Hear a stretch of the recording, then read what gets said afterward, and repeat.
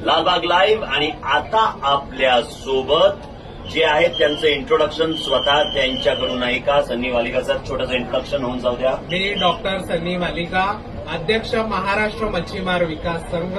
हे संघ मुंबईच्या कोळ्यांचा आवाज आहे आणि इथे पारंपरिकरित्या दर्शनासाठी बांधव येतात, कोळी बांधव येतात. ही जी परंपरा आहे या परंपरेबद्दल सगळ्यांना सांगा. खरं म्हणजे जेव्हा 1930 साली या मार्केटला आमच्या कोळी महिलांनी या ठिकाणी मार्केटमध्ये बसायचे आणि तेव्हा हे मार्केट त्यांच्या हातातून जात होता. बरोबर. तेव्हा चिंचपोकळीच्या चिंतामणीला आमच्या कोळी महिलांनी आणि इकडच्या व्यापाऱ्यांनी नवस केलं की बाबा तू आमचं हे मार्केट आम्हाला इथंच स्थायिक कर की तुम्हाला आम्ही मार्केटमध्ये आणून स्थापना करतो.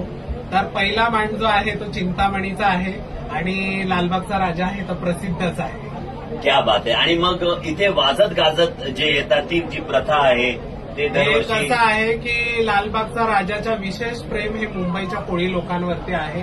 क्या बात आहे. गणपतीला तू कोळ्यांचा राजा आहे अशी जेव्हा आपण गारणा घालतो त्यावेळी गणपती विसर्जन मिरवणुकीला पुढे सरतो. क्या बात आहे, क्या बात आहे. ही ख्याती आहे आमच्या गणरायाची. गणरायाला हेच विनंती करेन की हे मुंबईकर यांना सुखी ठेव.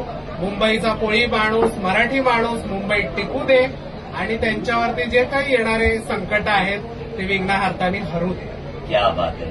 आणि जे कोळी बांधव आहेत आपले त्यांच्यातर्फे एक मेसेज आता जे बिग FM ऐकतायत त्यांना लिस्नर्स आमचं एकच म्हणणं आहे की मुंबईचे कोळीवाडे जोपर्यंत समुद्रात पाणी आहे तोपर्यंत मुंबईचा कोळी माणूस हे मुंबईत आहे.